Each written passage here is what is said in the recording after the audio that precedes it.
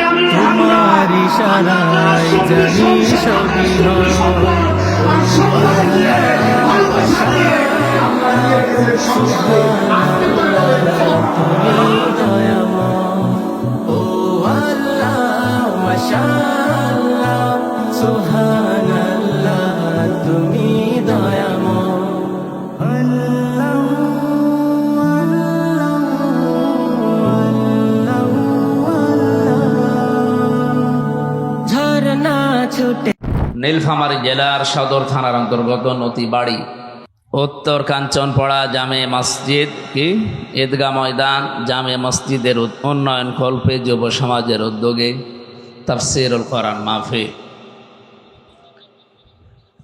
বিভিন্ন উন্নয়ন হয়।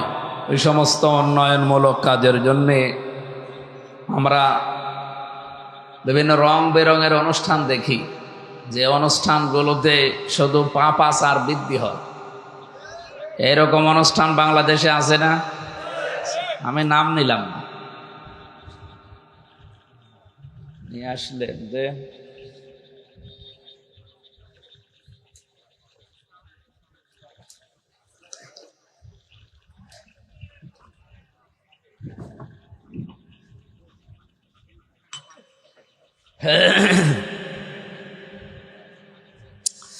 মহাবিশ্বের মহাবিশ্বয় মহান রব্বুল ইজ্জাত আল জালালের মুখের পবিত্র বাণী কোরআনে কারীম, এ মহান বাণীর প্রসারের জন্য আজকের এই অনুষ্ঠান সম্মানিত সভাপতির দায়িত্বে আছেন জনাব এমদাদুল হক দামাত বারকাতুহুমুল আলিয়া। এতক্ষণ যারা কথা বললেন মাওলানা হাফিজুর রহমান, মাওলানা মোকাররম হোসেন, মঞ্চে বসা ওলামা ইকরাম, আমি অনেকের নাম জানি না, দোয়া করছি ওয়ারাফা'না লাকা যিকরাক, এদের মর্যাদা সম্মান আল্লাহ দুনিয়া আখিরাতে আরো বাড়িয়ে দেন। কিন্তু আমি যাদের জন্যে সম্মান কামনা করেছি তারা হচ্ছে আলেম। কি বলেন তো, আরো জোরে বলে, আল উলামা ওয়ারাসাতুল আম্বিয়া। এই একটা বর্ণনা, আর একটাই আছে ইন্নাল উলামা ওয়ারাসাতুল আম্বিয়া। প্রথমটা আলেমরা নবীর ওয়ারিস, দ্বিতীয়টা অবশ্যই আলেমরা নবীদের ওয়ারিস। শব্দের দিকে খেয়াল করেছেন কোনোদিন?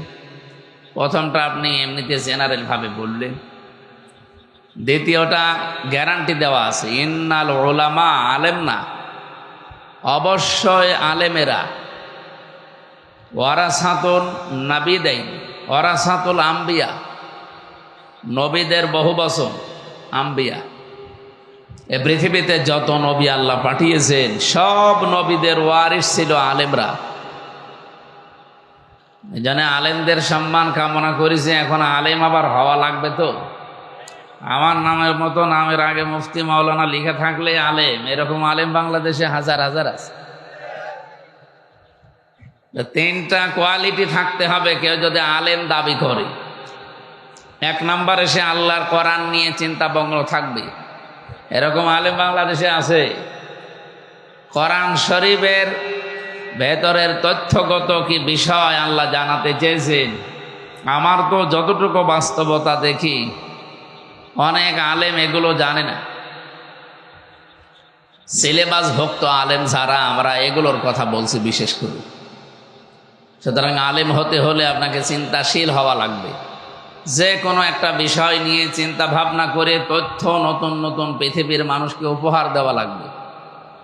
আপনাকে এর জন্য মাওলানা হওয়া লাগবে, মুফতি হওয়া লাগবে, কারি হওয়া লাগবে না।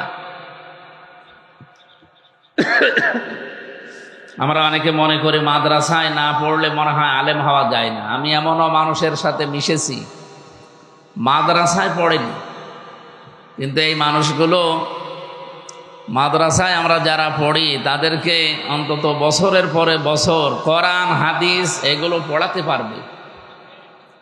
মালয়েশিয়া বিশ্ববিদ্যালয়ে যে সমস্ত মানুষগুলোকে দেখেছিলাম, ওনাদের নামের আগে আলেম লেখা নেই, আলেমের বাপ তারা। আমার বিভিন্ন সেমিনারে থাকার সুযোগ হয়েছে বাংলাদেশ সহ বিশ্বের বিভিন্ন জায়গায়। আমি দেখেছি এই মানুষগুলো যারা আলোচনা করে, এখান থেকে যে নতুন নতুন তথ্যগুলো তারা নিয়ে আসে, জীবনে কোনোদিন আমার মনে হয় এই যে অনার্স মাস্টার্স করলাম কোরআনের ওপরে কোনোদিন শুনিও না। একটা সেমিনার পেয়েছিলাম সম্ভবত মালয়েশিয়াতে, এক আলোচক কথা বলছিলেন, উনি আমার মনে হয় রাশিয়া ভার্সিটির, রাশিয়া বিশ্ববিদ্যালয় থেকে এসেছিলেন উস্তাজ। উনি কথা বলতে বলতে বলছিলেন যে কোরআনে কারিমে সূরা মুতাফফিফিনের ভেতরে, মানে মুসলমান তো নামের আগে এই যে আমাদের মতো মাওলানা মুফতি লিখান, কিন্তু উনি একজন আলেম, মানে একজন বড় মসজিদের খতিব। দেখে মনে হবে এই জেনারেল শিক্ষিত মনে হয় আমাদের স্যারদের মতো। ওখানে 120টা দেশের ছেলে মেয়েরা সামনে বসে আছে। জিজ্ঞাসা করছে, উস্তাজ খিতামুহু মিসকু ওয়া ফি যালিকা ফালিয়াতানাফাসিল মুতানাফিসুন ওয়া মিজাজুহু মিন তাসনিম আইনা ইয়াশরাবু বিহাল মুকাররাবুন। এই আয়াতগুলো তিনি তেলাওয়াত করলেন আরবিতে, ব্যাখ্যা করলেন কয়েক মিনিট, প্রশ্ন দিলেন আমাদের সামনে। এখানে আল্লাহ জান্নাতের যে সমস্ত নিয়ামতের কথা আছে এগুলো যদি কেউ পেতে চান, জান্নাতের নিয়ামতের কথা কোরআনে সাজানো আছে না? আছে। অত আয়াত তো বলা সম্ভব না। উনি এক কথায় বললেন যে এই নিয়ামতগুলো কেউ যদি পেতে চায় তাহলে তাকে প্রতিযোগিতা আরম্ভ করা লাগবে। পৃথিবীতে বিভিন্ন জিনিসের জন্য প্রতিযোগিতা হয় না? জান্নাত পাওয়ার জন্যও আল্লাহ প্রতিযোগিতা সৃষ্টি করার জন্য আমাদেরকে উদ্বুদ্ধ করছেন। খিতামুহু মিসকুন, এটা মুখ ঢাকা থাকবে, যেখান থেকে আপনাকে আল্লাহ পান করাবে। ওয়া ফি যালিকা ফালিয়াতানাফাসিল মুতানাফিসুন, সুতরাং প্রতিটি প্রতিযোগীর জন্য উচিত তারা যেন এই জান্নাতের নিয়ামত যেটা পান করানো হবে, এখনো এর মুখ খোলা হয়নি, তাসনিম বলা হয় যেটা, এটার জন্য যেন প্রতিযোগিতা করে মানুষ। ওনার প্রশ্ন ছিল এখানে যে এইতে তাসনিম জান্নাতের ঝর্ণা ধারার একটা নাম, এখান থেকে পানি পান করানো হবে জান্নাতি মানুষদেরকে। এত দামি পানি, এটা পৃথিবীতে দামি পানির নাম বলেন তো আপনারা? সবচাইতে বেশি দামি পানির নাম কি? ওইটা আমিও বলেছি। আমি আপনার মতো হুজুর তো, আমি একবারই বলে ফেলেছি জমজম। জমজম 1 গ্লাস বা 1 লিটার কয় টাকা নেবে? বাংলাদেশের টাকায় খুব বেশি হলো 100 টাকা নেবে। আপনি 1 গ্লাস বা 1 লিটার জমজমের পানি, এই যে সৌদি আরবে 5 লিটার করে বিক্রি করে, সেই হিসাবে 1 লিটার কিনতে খুব বেশি হলেও 100 টাকা লাগবে। এই পৃথিবীতে এখন একটা পানি আছে যেটা 1 বোতল 100 টাকা না, বাংলাদেশের টাকায় 3.5 লাখ টাকা দাম। এর নাম হচ্ছে অ্যাকোয়া ক্রিস্টোলা। ওই নীতা আম্বানি আছে না ভারতের, এই মহিলা পান করে। আমি ওর জীবনী পড়তে গিয়ে হিসাব করে দেখলাম যে মহিলা যে পানি খায় প্রতিদিন, অন্তত যদি সারাদিন সারা রাত মিলে 3 লিটারও খায়, 3.5 লাখ টাকা যদি হয় বোতলের দাম, আপনি বলেন না 55 লাখ, 55 লক্ষ টাকা দাম, না 55 লাখ না 55,000, মানে পুরাটা তথ্যটা আমার এখন মনে নেই, পড়েছিলাম অনেকদিন আগে। তো সেই হিসাবে যদি 55,000ও ধরা হয় এক একটা লিটার পানির দাম, 3 লিটারের দাম কমপক্ষে 1.5 লাখ টাকা। একটা মানুষ 1.5 লক্ষ টাকার পানি পান করে প্রতিদিন। আমি মৌলানার মতো সেই বলে ফেলেছি যে জমজম, উনি হেসে ফেলেছি যে জমজম পানির দাম কত হবে আপনাদের তুলনায়? আমার বাংলাদেশে টাকার যে মান এটা অনুযায়ী আমি 100 টাকা বলেছিলাম। উনি তখন এই তথ্যটা পড়ার জন্য উদ্বুদ্ধ করলেন। তা আমি আলেম হিসাবে বলতে চাই, আলেমের প্রথম সংজ্ঞা আপনাকে চিন্তাশীল হওয়া লাগবে। আফালা ইয়াতাদাব্বারুন আল কোরআন, কি হয়েছে তোমাদের? কোরআন শরীফ নিয়ে কেউ চিন্তা ভাবনা করো না। সানুরিহিম আয়াতিনা ফিল আফাকি ওয়া ফি আনফুসিহিম হাত্তা ইয়াতাবাজ্জানা লাহুমুল হক। আল্লাহ বলেন আমি অতি শীঘ্রই এই পৃথিবীতে, আফাক মানে এই যে পৃথিবী, দিক দিগন্তে এবং মানুষের শরীরের ভেতরে যেগুলো দিয়েছি, এর ভেতরে যে শিক্ষাগুলো আছে, দিন যত যাবে এটা স্পষ্ট হতে থাকবে। আমি আল্লাহ এগুলো এই কারণে দেখাবো যে আমি যে সত্য বিধান নাজিল করেছি মানুষ যেন এটা জানে। তাহলে আমাদের আলেমের প্রথম কাজ হওয়া দরকার এই পৃথিবীর সবচাইতে দামি গ্রন্থ কোরআনে কারিমের চিন্তাশীল হওয়া। এটা দিন দিন কমে যাচ্ছে। কোরআন নিয়ে চিন্তা ভাবনা হয় না। এই দেশে চিন্তা হয় লালনের মাজার নিয়ে। লালনের মাজারে কত মন গাঁজা খাওয়া হয়, গোলাপসার মাজারে কত মন গাঁজা পাওয়া যায়, এই নিয়ে গবেষণা হয়। পিএইচডি করে মানুষ তার জীবনে নিয়ে। অথচ কোরআনের একটা শব্দ নিয়ে গবেষণা করার দরকার ছিল না আমাদের? আপনি একটা শোজ বানাতে পারেন না গবেষণা করি, একটা গ্লাস বানাতে পারেন না, মানুষ তো পানি খেয়ে বাঁচতে পারত। শোজ বানালে কাপড় চোপড় সেলাই করে অন্তত ইজ্জত আবরু ঢাকতে পারত। এগুলো নিয়ে আজ আমাদের আলেমদের কোনো চিন্তা ভাবনা গবেষণা নেই। গবেষণা কি? শুধু কার পেছনে লেগে থাকা যায় এই গবেষণা। সুতরাং আলেম হওয়ার জন্য এই 1 নাম্বার, এটা আমি বানিয়ে বলছি না, ইমাম ইবনে তাইমিয়া রহমতুল্লাহ আলাইহি উনি ওনার কিতাবে দিয়েছেন। কেউ আলেম বলে যদি দাবি করতে চায় তাকে কোরআন নিয়ে চিন্তাশীল হওয়া লাগবে। 2 নম্বরে আল্লাহর অবাধ্য চারিতা যেগুলো আছে, এই অবাধ্য কাজগুলো আপনাকে জেনে বুঝে ছেড়ে দেওয়া লাগবে। 3 নম্বরে আল্লাহর ইবাদতে নিজেকে নিমগ্ন করা লাগবে। এই যে 3টা বিষয় নিয়ে আসলাম সামনে, আপনি যদি কোরআন কেন্দ্রিক না থাকেন, জীবন না চালান, আপনি এই 3টার একটাও পারবেন না। আল্লাহ রাব্বুল আলামিন বলেন ওমান আযলামু মিম্মান কাতামা শাহাদাতান ইনদাহু মিনাল্লাহ ওয়ামাল্লাহু বিগাফিলিন আম্মা তা'মালুন। সূরা বাকারার 140 নম্বর আয়াতে শেষের দিকে আছে আল্লাহ পাক বলেন এই পৃথিবীর মানুষেরা যাদেরকে আলেম মনে করো, আমি আল্লাহর ভাষায় সব চাইতে বড় জালেম। ইসমে তাফজিল, এটা সুপারলেটিভ ডিগ্রি। আল্লাহর ভাষায় এই পৃথিবীতে ওর চাইতে বড় জালেম আর কেউ নেই। মিম্মান কাতাবা শাহাদাতান ইনদাহু মিনাল্লাহ, যার কাছে আল্লাহর কোরআনের এই জ্ঞান আছে, সাক্ষী আছে, এটা জানার পরেও দুনিয়ার কোনো স্বার্থ পেয়ে যারা গোপন করে রাখে, আল্লাহ পাক বলেন আমার দৃষ্টিতে এরা আলেম না, বড় জালেম।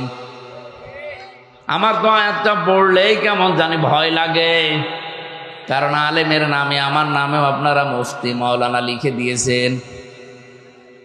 এখন কিয়ামতের দিন আল্লাহ আলেম না বলে যদি জালেম বলে ডাক দেয়, আমাদের উচিত হচ্ছে যাদের জন্য দোয়া করেছি আমি সহ প্রতিটি আলেমকে এই 3টে গুণে গুণান্বিত হওয়ার তৌফিক আল্লাহ দান করেন, বলেন আমিন। প্রধান অতিথি আজকে আপনাদের মাননীয় সংসদ সদস্য নীলফামারী 2 নাকি অ্যাডভোকেট আল ফারুক আব্দুল লতিফ। ওনার আমার 2 সিট পরে ওনার স্থান সংসদে। ভাইয়ের সাথে দেখা হয়েছিল মনে হয় বৃহস্পতিবারে। বলছিলাম আপনি যাবেন না? বলছিল হ্যাঁ যাবো, এখনো হয়তো কোনো অনুষ্ঠানে আছে, আসবে ইনশাল্লাহ। অনেকগুলো মানুষের নাম দেখতে পাচ্ছি, যত মানুষের নাম দিয়েছেন। এমনিতে রাত গভীর হয়ে গেছে, আমরা সবার জন্য একবার দোয়া করছি। বিশেষ করে যে 14 জন মানুষের নাম দেখলাম, না 20 জন, 18 জন, আরো 2 জন নীলফামারীতে একজন মারা গেছে। এই মানুষগুলো কোরআনে কারিমের এই অনুষ্ঠান সাজাতে গিয়ে জেলে গিয়েছিল, কারাবন্দী হয়েছিল। আমি বিশ্বাস করি কোরআনের জন্য দুনিয়াতে কেউ কিছু করলে ওইটা আমার আল্লাহ নষ্ট করে না। এই মানুষগুলোকে কিয়ামতের দিন যেন এই উদ্দেশ্য করে আল্লাহ মাফ করে দেয়। আপনারা জানেন 3টা বিষয়ে খুব সেন্সিয়ার কথা আছে কোরআন। 1 নম্বরে কোরআনের ব্যাপারে, 2 নম্বরে মুহাম্মদুর রাসূলুল্লাহর ব্যাপারে, 3 নম্বরে মা বাবার ব্যাপারে। এই 3টা জায়গায় কোনো মানুষ যদি তার সময় খরচ করে, সম্পদ খরচ করে, চিন্তা ভাবনা খরচ করে, তার জন্য কষ্ট স্বীকার করে, ওটা আমার আল্লাহ নষ্ট করেন না। কিয়ামত পর্যন্ত ওটা আল্লাহ তার জন্য রেখে দেয়।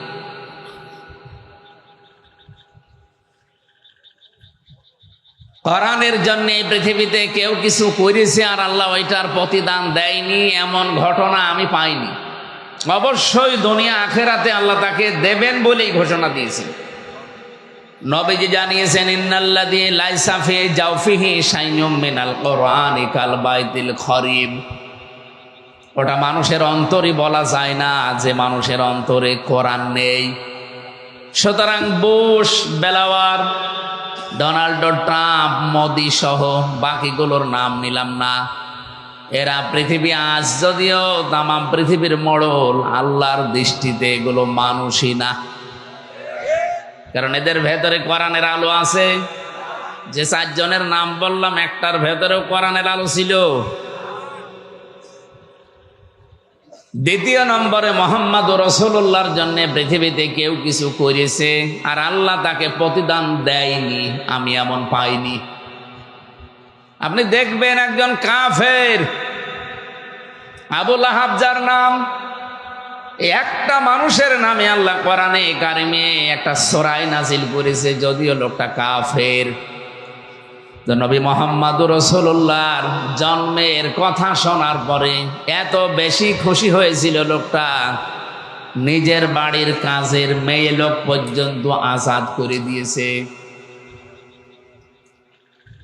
তার জীবনী পড়তে গিয়ে বেশি যে 2টা আঙ্গুল দিয়ে মেয়েটাকে এভাবে আজাদ করে দিয়েছিল ইশারা দিয়ে, এই 2টা আঙ্গুলের ইশারা পর্যন্ত আল্লাহ নষ্ট করেনি। ওই লোককে আল্লাহ শাস্তি দিচ্ছে এবং কিয়ামত পর্যন্ত দেবে। সায়াসলা নারং যাতা লাহাব, শুধু লাহাব পর্যন্ত আল্লাহ শেষ করে দেয়নি, এরপরে দিয়েছেন তার স্ত্রীর নাম অমরাতুহু। অতি শীঘ্রই আমি আবু লাহাব নামে এই লোকটাকে জ্বলন্ত অঙ্গারে নিক্ষেপ করব। আগুনের ভেতরে পড়ে আছে, কিয়ামত পর্যন্ত আগুনের শাস্তি পাবে। কিন্তু যেদিন নবীজি এই পৃথিবীতে এসেছিলেন সোমবারে, ওই দিন যেহেতু এই 2টা আঙ্গুল দিয়ে আল্লাহর নবীর জন্মের কথা শুনি, নিজের কাজের বাড়ির কাজের মেয়ে লোক, যেটা এটা ওই জামানায় বেচা কিনা হতো, মানুষ এই গরু ছাগলের মতো কিনে এনেছিল বাড়িতে কাজ করার জন্যে, ওইটা এই সংবাদটা দেওয়ার কারণে তাকে এই 2 আঙ্গুল দিয়ে মুক্ত করে দেয়। এই জন্য এই 2টা আঙ্গুল সোমবারে মুখের ভেতরে দিয়ে যদি একটু, এই যে চোষা বলে, একটু চাটাচাটি করে, আল্লাহ রাব্বুল আলামিন এই 2টা আঙ্গুলের ভেতর দিয়ে কুদরতি ভাবে জান্নাতের কুদরতি ভাবে এমন একটা বিষয় তার শরীরের ভেতরে প্রবেশ করান, তার আযাব পর্যন্ত ওই সময় কম হয়ে যায়। আমি শুধু শুনি সুবহানাল্লাহ আলহামদুলিল্লাহ পড়ার জন্য বলছি না, এখান থেকে একটা শিক্ষা আছে। বলেন তো, একজন কাফের,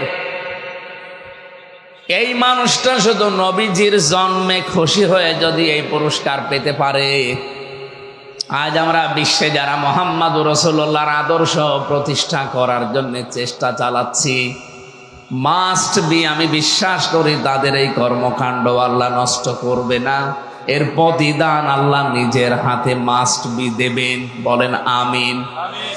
3 নম্বরে, দুনিয়াতে কোনো মানুষ যদি তার মা বাবার জন্য খরচ করে, কিয়ামতের ময়দানে এই টাকা পয়সার হিসাব আল্লাহর দরবারে দেওয়া লাগবে না।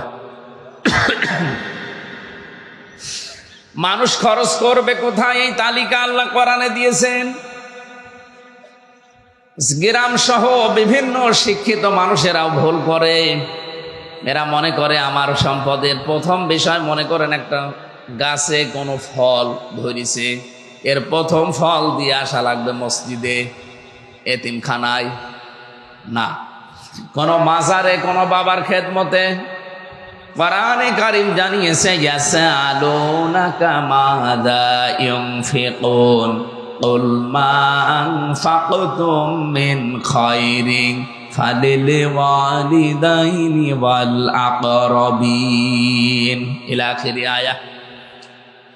সূরা বাকারার 115 নম্বর আয়াতের শেষে প্রথম দিকে আছে, আল্লাহ পাক বলেন, হে পৃথিবীর মানুষেরা, নবী আপনাকে যদি ওরা জিজ্ঞাসা করে যে এতদিন আমি টাকা পয়সা ইনকাম করতাম না, উপায় করি নাই, এখন করা শিখেছি, জীবনের প্রথম ইনকামের এই টাকা আমি খরচ করব কোথায়?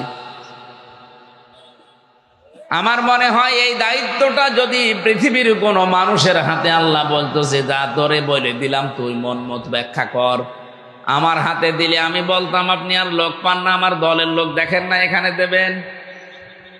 এদেশে যারা পীর সাহেব আছে তাদের কাছে যদি আপনি জিজ্ঞাসা করতেন, ওরা বলতো টাকা পয়সা খরচ করার জায়গা পাও না, দরবার দেখো না।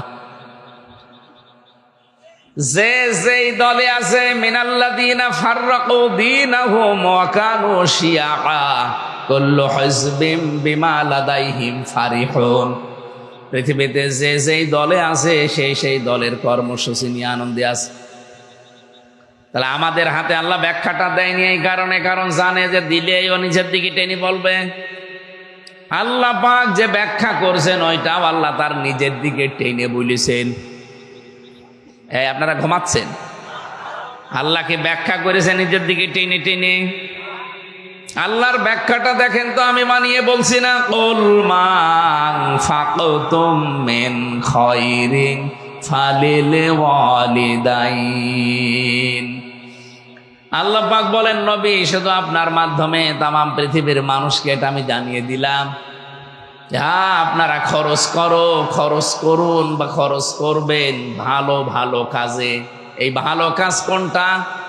আমি বললাম আমাদের হাতে ব্যাখ্যা দিলে আমরা ভালো কাজের সিস্টেম বের করে ফেলতাম, কিন্তু আল্লাহ পাক ভালো কাজের ব্যাখ্যায় প্রথম নাম্বারে যাদের নাম দিয়েছেন তারা আপনার মা আর বাবা। এর ব্যাখ্যা করতে গিয়ে ইমাম আলুসি রহমতুল্লাহ আলাইহি উনি লিখেছেন, কোন মানুষ যদি তার মা বাবার প্রয়োজন পূরণের জন্যও খরচ করে, কিয়ামতের দিন ওই টাকাটার হিসাব আল্লাহ কিয়ামতে নেবেন না। কোরআন শরীফের ভেতরে 3টা বিষয় বেশি আলোচিত হয়েছে, আর একটার সাথে আর একটা আল্লাহর সম্পর্কিত রিলেটেড করে দিয়েছেন। একটা মানবেন আর একটা মানবেন না, আপনি যেন প্রথমটাও মানেননি। কোরআন পড়ি আমি এই 3টা বিষয় সবচাইতে বেশি পেয়েছি। এদিকে তাকান, আমি ক্লাস করাচ্ছি আপনাকে। এ পৃথিবীতে সবচাইতে বেশি এই 3টা বিষয় আজকে আপনার ক্লিয়ার হয়ে যাবে। যেখানে আপনি দেখবেন এতাআত শব্দটা আছে আল্লাহর জন্যে, সঙ্গে সঙ্গে আল্লাহ তার নবীজির নামটা ওখানে জুড়ে দিয়েছেন, আতিউল্লাহ ওয়া আতিউর রাসূল ইলা আখিরি আয়াত। কোরআন যেখানে দেখবেন এতাআত শব্দটা যেখানে আল্লাহ তার নিজের নামে দিয়েছেন, সঙ্গে সঙ্গে রাসূলুল্লাহর নাম যোগ করে দিয়েছেন। এখান থেকে মুফাসসিরিন ইকরাম শিক্ষা বের করেছেন, এটা আপনি আল্লাহর এতাআত করেন, সঙ্গে সঙ্গে নির্দেশ রাসূলুল্লাহর এতাআত করা লাগবে। আপনি আল্লাহর আনুগত্য করেন ঠিক আছে, কিন্তু রাসূলুল্লাহর আনুগত্য আপনার জীবনে পাওয়া যায় না, আপনি যেন আল্লাহর আনুগত্য করেন না। আমি শুধু থিওরিটা বললাম, আপনার প্র্যাকটিক্যাল লাইফে আপনি মেলাবেন। দ্বিতীয় নাম্বারে যেখানে আপনি আল্লাহর নাম পাবেন শুকরিয়া আদায় করো, সেখানেই দেখবেন সঙ্গে সঙ্গে আল্লাহ মার বাবার নাম দিয়ে দিয়েছেন। আনিশে করলি ওয়ালি ওয়ালিদাইকা ইলাইয়াল মাসির। কোরআন পড়ে আমার মাথার ভেতরে আমি এইটাই পেয়েছি, যেখানে শুকরিয়া আদায় করো আল্লাহ আর সঙ্গে সঙ্গে নাম আছে মা বাবার। কারণ আল্লাহ ভালো করে জানেন যে মানুষ আমার শুকরিয়া আদায় করবে এই কারণে, কারণ আমি আল্লাহ তাকে সব দিয়েছি। 2 নম্বরে মা বাবার শুকরিয়া আদায় করবে কারণে এই পৃথিবীতে আমি আল্লাহ যা করেছি একটা মাধ্যমে করেছি। তার প্রথম মাধ্যম হচ্ছে তার মা বাবা। বিজ্ঞান এখন প্রমাণ করছে শব্দগুলো নিয়ে। আপনার মা আর বাবা যে বিছানায় ছিলেন, ফালিয়ানজুরিল ইনসানু মিম্মা খুলিকা মিম্মা দাফিকি ইয়াখরুজু মিন বাইনিস সুলবি ওয়াত তারাইব। এখানে যে সুলবন এক বচন আছে, তারাইব বহু বচন আছে। মানুষকে আল্লাহ এমন জায়গায় একটা ইঙ্গিত দিয়েছেন, আঘাত দিয়েছেন, মানুষ এই জায়গায় দুর্বল। রব্বুল আলামিন বলেন, মানুষকে একটু নজর করে দেখে না যে কি দিয়ে তাকে বানালাম। বাবা আর স্ফলিঙ্গ দিয়ে দ্রুত গতিতে বের হয়ে যাওয়া এক ফোঁটা নাপাক পানি দিয়ে আমি আল্লাহ তাকে বানিয়েছি। মানুষ যেন এটা নজর করে দেখে। কেন নজর করবে? এই সুলবন আর তারাইব নিয়ে ব্যাখ্যা করছে যারা, বিশেষ করে আধুনিক বিজ্ঞান ভিত্তিক তাফসিরে আপনি দেখবেন, বাবার এই নাপাক পানিটা আমার আল্লাহ কমপক্ষে 4টা জিনিস দুনিয়াতে আসার আগেই তৈরি করে মায়ের পেটে। 120 দিনের ভেতরে 340-এ রক্ত, গোশত, চর্বি আর চামড়া। মায়ের রেহেমের ভেতরে যে নাপাক পানির থলিটা আছে, ওখানে যে পানিটা আছে ওইটা দিয়ে আরো 4টা জিনিস আল্লাহ বানান। চুল, রগ, হাড় আর পর্দা। এই 4-8টা জিনিস যখন এক হয় 120 দিনের ভেতরে, ফেরেশতারা জিজ্ঞাসা করে আমার আল্লাহকে যে এবারের আকার দেব কি? এই 8টা জিনিস এক জায়গায় হলেই মানুষ হবে না, এখনো কমপক্ষে 5টা জিনিস লাগবে। মানুষের এই 3.5 হাত বডি গবেষণা করে 13টা জিনিস পাওয়া যায়। আপনার মার বাবার এই নাপাক পানি দিয়ে 4-8টা জিনিস নাই হয়েছে, এখনো যে 5টা লাগবে এটা আপনার কোন বাবা দিয়েছে? রব্বুল আলামিন বলেন, ওয়াজাআলা লাকুমুস সামআ ওয়াল আবসারা ওয়াল আফইদা ইলা আখিরি আয়া। সূরা নাহলের 78 নম্বর আয়াতে আছে, এর মাঝের অংশে আছে, আমি শ্রবণ শক্তি, দর্শন শক্তি, বাক শক্তি, আকেল শক্তি আর ঘ্রাণ শক্তি, এই 5টা আমার রব নামের কারণে বান্দাকে দিয়েছি। তাহলে 8 আর 5 কত হয়? আরো জোরে বলেন। এ 13টা জিনিস এক হওয়ার পরে মানুষের আকার তখন তৈরি হয়। ওয়াল্লাযী ইউসাউবিরুকুম ফিল আরহামি কাইফা ইয়াশা।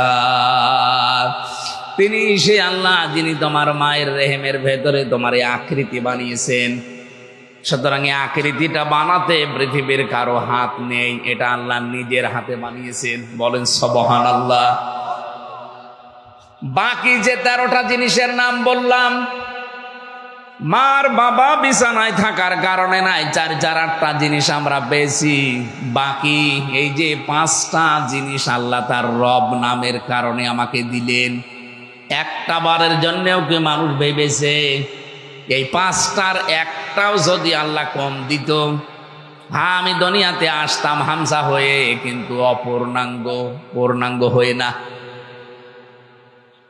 আমাকে যদি আল্লাহ শ্রবণ শক্তি না দিত, দুনিয়ায় আসতাম আমি বধির হয়ে, ওই যে কালা বলে। যদি দর্শন শক্তি আল্লাহ না দিত আমাকে মায়ের পেটে, দুনিয়ায় আসতাম আমি কিন্তু অন্ধ হয়ে। অনেক অন্ধ আসে না দুনিয়ায়? যদি বাক শক্তি না দিত দুনিয়ায় আসতাম কি বলে ওটারে, বাবা গঙ্গা। মানুষ আপনাকে ডাকতো ঠিক হামজা বলে, কিন্তু বলতো কানা হামজা। কি যে বেশি এই চোখের কারণে মাঝে মাঝে চোখ বন্ধ করে আপনি দেখবেন তামাম পৃথিবীর সব চাইতে বড় দামি নিয়ামতের নাম হচ্ছে চোখ। মানে যার যেটা নেই তার কাছে ওইটা সব চাইতে দামি। কুমিল্লাতে এক মাহফিলে খাবার খাচ্ছিলাম, পাশে দেখে এক অন্ধ, মানে বসিয়েছে সবাইকে লাইন দিয়ে। হঠাৎ বিদ্যুৎ চলে গেল। আমরা যারা চোখওয়ালা মানুষ চিল্লা পাল্লা করছি, তাড়াতাড়ি জানাটার চালু করেন, লম্প বা হারিকেন নিয়ে আসেন, মোমবাতি চালান। অন্ধ দেখি পাশ থেকে আমার ডান হাত চেপে ধরিস। আমারে বলছে, মাওলানা চিল্লান। মাত্র 2 মিনিট কারেন্ট চলে গেছে, আপনারা চিল্লান। অথচ আজ 42 বছর আমার জীবনে কারেন্ট নেই। আমি ছোটবেলায় দেখতে পেতাম, কিন্তু হাম হয়ে আমার চোখ নষ্ট হয়ে যায়। আজ 42টা বছর দুনিয়ার জীবন আমার কাছে কবরের মতো মনে হয়। ওই দিন অন্ধ আমাকে একটা তথ্য জানিয়েছিল যে আপনাদের চোখ যাদের আছে এরা তো হয়তো অন্তত দিনের বেলা দেখেন, স্বপ্নে দেখলেও ঘুমিয়ে থাকলে কিছু দেখেন, কিন্তু আমরা যারা অন্ধ দিনের বেলা রাতের বেলা তো দেখেই না, ঘুমিয়ে থাকলেও দেখি না, শুধু আওয়াজ শুনি। আমি ওই দিনই ভেবেছিলাম, আল্লাহ পৃথিবীতে কিছু যদি আমাকে না দাও, চোখ দিয়েছো, এর জন্য কিয়ামত পর্যন্ত সেজদা দিলেও শুকরিয়া আদায় হবে না। তাহলে আল্লাহর শুকরিয়া আদায় করা লাগবে কেন? আপনি টের পেয়েছেন যত নিয়ামত দিয়েছে এভাবে একটা একটা করে, ওয়াইন তাউদ্দু নি'মাতাল্লাহি লা তুহসুহা, যদি কেউ আল্লাহর নিয়ামত গণনা করতে শুরু করে কোনোদিন শেষ হবে না। রব্বুল আলামিন বলেন, আমি আল্লাহর নিয়ামতের শুকরিয়া আদায় করে এই জন্য এগুলো তোমাকে দিয়েছি। মা বাবার শুকরিয়া আদায় করা লাগবে এই জন্য যে দুনিয়ার মুখ তাদের কারণে তুমি দেখেছো। তোমাকে তো আকাশ থেকে আমি ফেলে দেইনি, শুধু আদম আর হাওয়া বাদ দিয়ে পৃথিবীতে প্রত্যেকেই হয় মায়ের পেট থেকে এসেছে। হযরত ঈসা নবী শুধু বাবা ছাড়া, বাকি আজ পর্যন্ত কোনো মানুষ বাবা ছাড়া মা ছাড়া দুনিয়ায় আসতে পেরেছে। এই জন্য এখান থেকে একটা শিক্ষা কোরআন দিতে চাই। এই এদিকে তাকান, আপনাদের আমাদের যাদের মার বাবা বেঁচে আছে আল্লাহর শুকরিয়া আদায় করেন। আমরাও দেখি পানি খাওয়ার পরে দেখি বলে ওয়াসাকাহুম রাব্বুহুম শারাবান তাহুরা, কোন নিয়ামত ভেতরে দিয়েই বলে আলহামদুলিল্লাহ, হ্যাঁ শুকরিয়া আদায় করেন। পাশাপাশি মা বাবা যাদের আছে তাদের প্রতিও কৃতজ্ঞ থাকা লাগবে, শুকরিয়া আদায় করা লাগবে।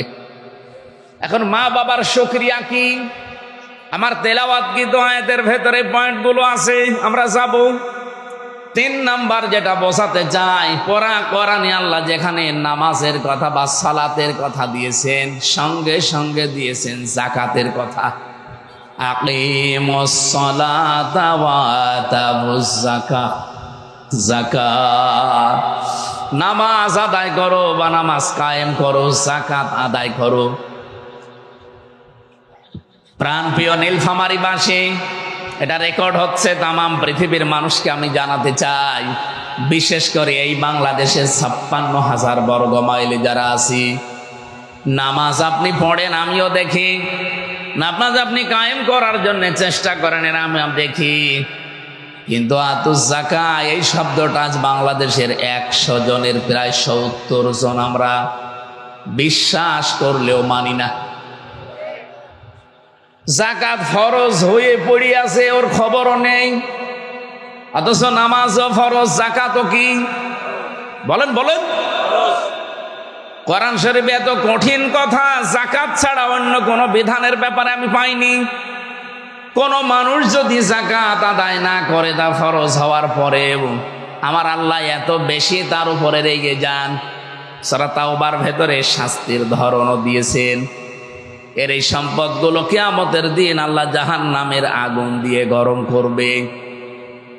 শুধুমাত্র গরম করে শেষ করে দেবে না, ওই গরম করা বিষয় তার শরীরে, পিঠে, মুখে, এই বুকের পাঁজরের উপরে আল্লাহ দাগ দেবে ফেরেশতা দিয়ে। এটা সারা জীবন শুনেছি, শুধু একটু নিজের প্র্যাকটিক্যাল নিয়ে জানতো। প্র্যাকটিক্যালে যদি নিয়ে গিয়ে দেখেন যে একটা রড গরম করা, মনে করেন আপনার সম্পদ সোনা রূপা রডের মতো বানিয়ে গরম করে আপনার পিঠে আর বুকে সেকা দেবে, কোন সম্পদ যেটা মায়ায় মহাব্বতে আপনি যাকাত দেননি? এইরকম ধরনের মানুষ বাংলাদেশে নেই, এক কথা বলা লাগবে। যাকাত ভিত্তিক অর্থনীতি যদি বাংলাদেশে আমরা চালু করতে পারতাম, এবার বাজেটে যে ঘাটতি দেখা যাচ্ছে 3 লক্ষ কোটি টাকা ঘাটতি বাংলাদেশের বাজেটে, এখন এই ঘাটতিটা থাকতো না। দেশের ব্যাংকিং ব্যবস্থায় বাইরের দেশ থেকে এরকম ধার করা লাগতো না। এত বড় বাজেট দিয়েছেন কেন আমরা বুঝে ফেলেছি, কারণ এর আগে বড় বড় বাজেট দিয়ে বড় বড় মেগা চুরি করতে তারা পেরেছিল। আমরা চাই যতটুকু আপনার সামর্থ্য আছে আপনি ততটুকু দেন। বলেন তো, ধার করে ঘি খাওয়ার চাইতে নিজের যা আছে কচু শাক দিয়ে খাবার খাওয়া ভালো। ধার করে ঘি খেতে যাচ্ছে, ও ধার সব দেওয়া লাগবে না। বাংলাদেশে এখন যে আয়, আমরা তো বাজেট নিয়ে পড়াশোনা করে দেখতে পাচ্ছি এই দেশে এখন সর্বোচ্চ টাকা কালেকশন হতে পারে কর দিয়ে, রাজস্ব দিয়ে সরকারের 6 লক্ষ কোটি টাকা, এর উপরে যাওয়া সম্ভব না। কিন্তু বাকি যে আপনি 9,30,000 কোটি টাকার বাজেট দিলেন, এই টাকা কি ফেরেশতারা দিয়ে যাবে? বিরোধিতা করার জন্য করছি তা না, বাস্তব এটা। জীবনও ঠিক হয়নি আপনার। এই মারিং কাটিং গুলো করার জন্য যারা চেষ্টায় আছেন তাদেরকে আহ্বান জানাচ্ছি, জাকাতের মতো ফরজ বিধান কালকে সংসদ বসবে। আমার মনে হয় মুসলমান তো প্রায় আমরা সবাই 6-7 জন আছে শুধু অন্য ধর্মের, বাকি আমরা সবাই মুসলমান। আমরা চাই কালকে অন্তত যারা কথা বলার সুযোগ পাবে তারা যেন অন্তত এ কথা বলে যে মাননীয় স্পিকার, আমরা এই দেশে 92% মুসলমান জাকাত ভিত্তিক অর্থনীতি দেখতে চাই। আমি জানি বাধা আসবে, আসুক, যত বাধা আসবে দেশের জনগণ যেহেতু 100%-এর 92% মুসলমান, এই জন্য কোনো বাধা আমাদের সামনে থাকবে না। যাদের ইমান একটু দুর্বল ওই মানুষগুলো আমাদের মাঝে মাঝে ভয় দেখায়, যদি দাদারা কিছু করে তখন আল্লাহ ওই কথাটাই আয়াতের ভেতরে দিয়েছেন, ওয়ামিনান নাসি মাইয়াত্তাখিযু মিন দুনিল্লাহি আনদাদা। সূরা বাকারার 165 নম্বর আয়াতের অর্ধেক পড়েছি। আয়াতের ভেতরে এত তথ্য আমি নোট করেছি, আমি 1-1.5 ঘন্টা না, আমি সারা জীবন যদি এই শব্দগুলো নিয়ে ব্যাখ্যা করতে থাকি, কোরআনে এত কথা আল্লাহ এর ভেতরে দিয়েছেন, আমার জীবন শেষ হয়ে যাবে। আল্লাহ বলেন মানুষের ভেতরে এমন বহু মানুষ হে নবী আপনি পাবেন, মাইয়াত্তাখিযু মিন দুনিল্লাহ, যে মানুষগুলোকে আল্লাহ পাককে যেভাবে গ্রহণ করা দরকার ওইভাবে করে দুনিয়ার অন্যান্য সৃষ্টিকে তারা গ্রহণ করেছে। ইউহিব্বুনাহুম কাহুব্বিল্লাহ, আল্লাহকে যেভাবে ভালোবাসা দরকার ওই ভালোবাসা দুনিয়ার অন্য কাউকে তারা দিয়ে দিয়েছে। আজ বাংলাদেশের নামধারী মুসলমান, আমি তো নাম নিতে এখন আর চাই না, কারণ নাম নিলে শয়তানদের নাম মুখে আনা লাগে, এজন্য নাম নেই না। আর এদেশে বহু হাবিলের বহু কাবিলের ভাইরা ভাই তৈরি হয়ে গেছে। কাবিলের জীবনী পড়ে আমি যতটুকু বেশি তার সামারাই সেটা কি এমপি সাহেব এসেছে? হ্যাঁ, বসতে দিন। আপনাদের অভিভাবক আমাদের এমপি সাহেব চলে এসেছে, আলহামদুলিল্লাহ। সুবহানাল্লাহ আলহামদুলিল্লাহ।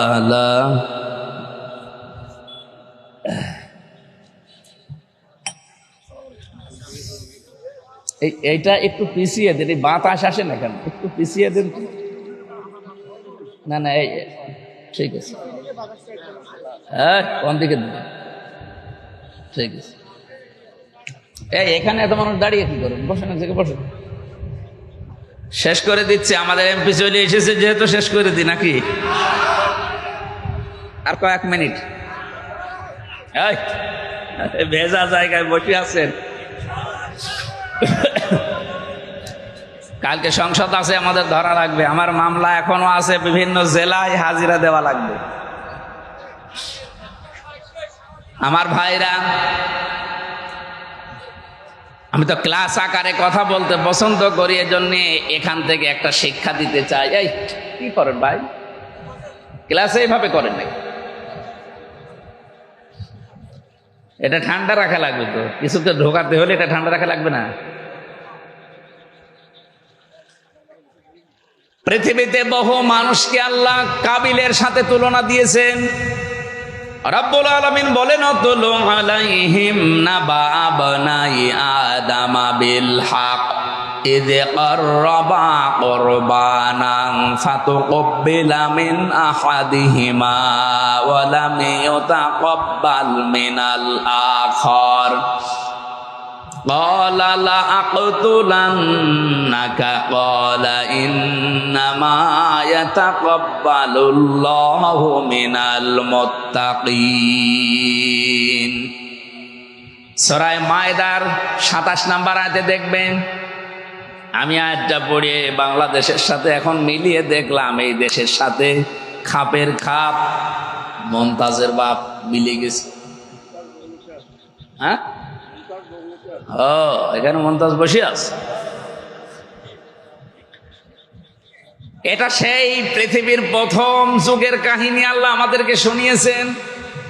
এ পৃথিবীর বয়স কত কোটি বছর, সেই প্রথম যুগের কাহিনী আল্লাহ আমাদেরকে শুনিয়ে কি দিতে চান? এই এদিকে তাকান ভাই।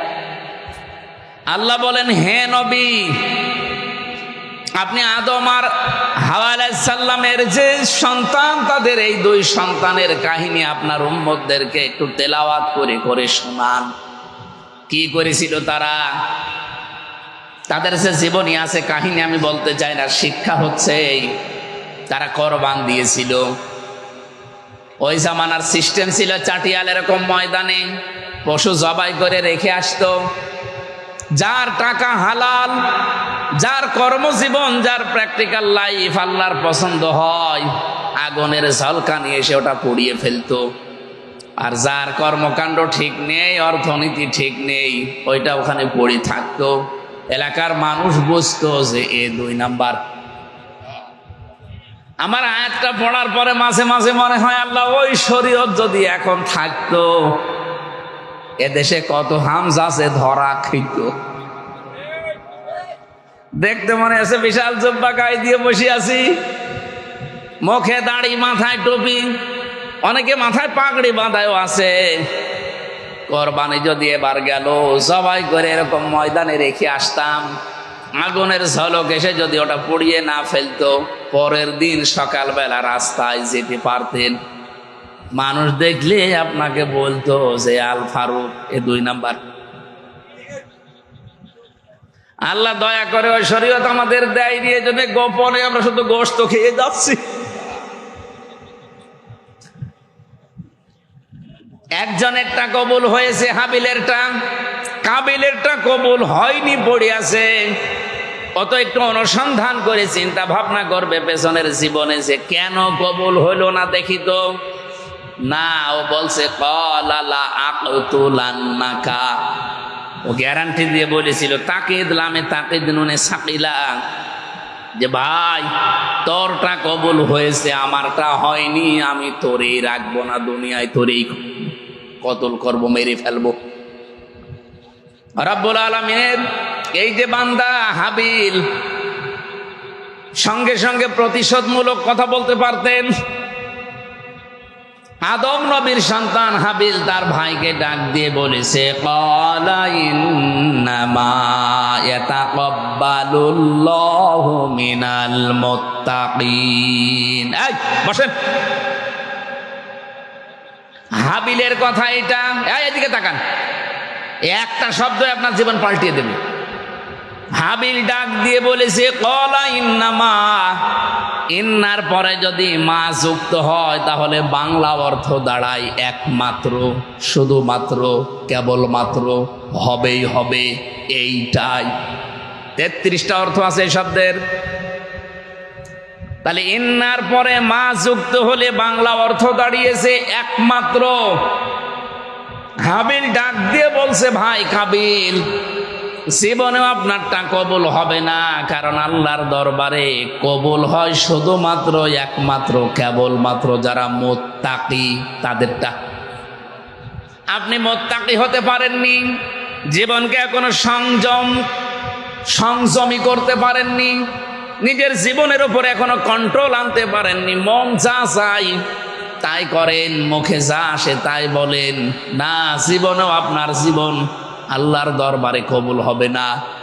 আজ বাংলাদেশের সাথে এই আয়াতটা আপনি মিলিয়ে বলেন, এদেশের বহু মানুষের কর্মকাণ্ড আমার এই দেশের সাধারণ মানুষ পছন্দ করে, মেনে নেয়, এই জন্যে তাদেরকে ভালোবাসে। আর এই ভালোবাসা দেখে কাবিলের অনুসারী যারা, কাবিলের প্রেতাত্মা যারা সহ্য করতে পারে না, ওদের কাজ চিন্তা ভাবনা করার দরকার ছিল যে আমারটা মানুষ গ্রহণ করে না, আমাকে ভালোবাসে না, আমাকে মানুষ পছন্দ করে না, কেন একটু অনুসন্ধান করি না। তোকে মানুষ ভালোবাসে কেন? এই জন্যে তোকে। বৃষ্টি হচ্ছে, আরে আল্লাহ রে,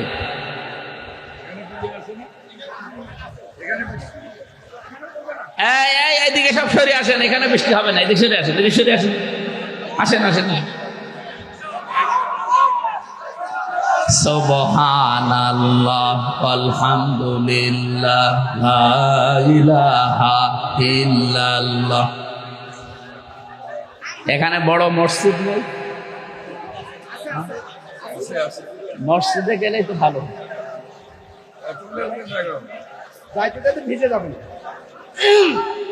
এখানে পড়বে না, পানি পড়বে না। এইভাবে দাঁড়িয়ে কথা বলা যায়? আমার এগুলো তো এখন 1-1.5 ঘন্টা লাগবে, যত লিখেছি আজকে। এমন সময় বৃষ্টি আরম্ভ হয়ে গেছে, আগে থেকে তো কিছু একটু হাঁসফাঁস তো করবেন, আমি তো মনে করছি ভালোই আছে। আমাদের এমপি সাহেব চলে এসেছে, আর আমরা আয়াত তো এখন শেষ করতেও পারছি না, কেবল শুরু করলাম। এভাবে বৃষ্টি হলে দাঁড়িয়ে থেকে কথা শোনা যায় নাকি? একটা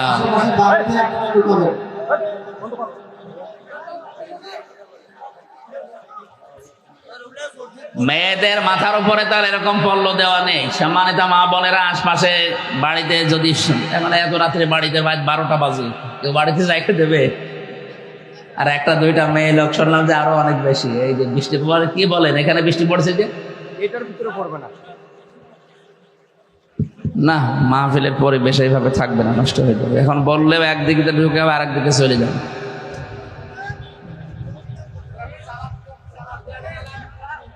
চালান, আমি কি গরুর গাড়ি চালাবো? ক্লাস নিতে হলে কত রকমের কায়দা কৌশল করা লাগে, হবে না। আর ভাই আজকের মতো থাক। এমপি সাহেব একটু সালাম কালাম দিক, এরপরে আমরা একটু দোয়া করি, যাক হবে না।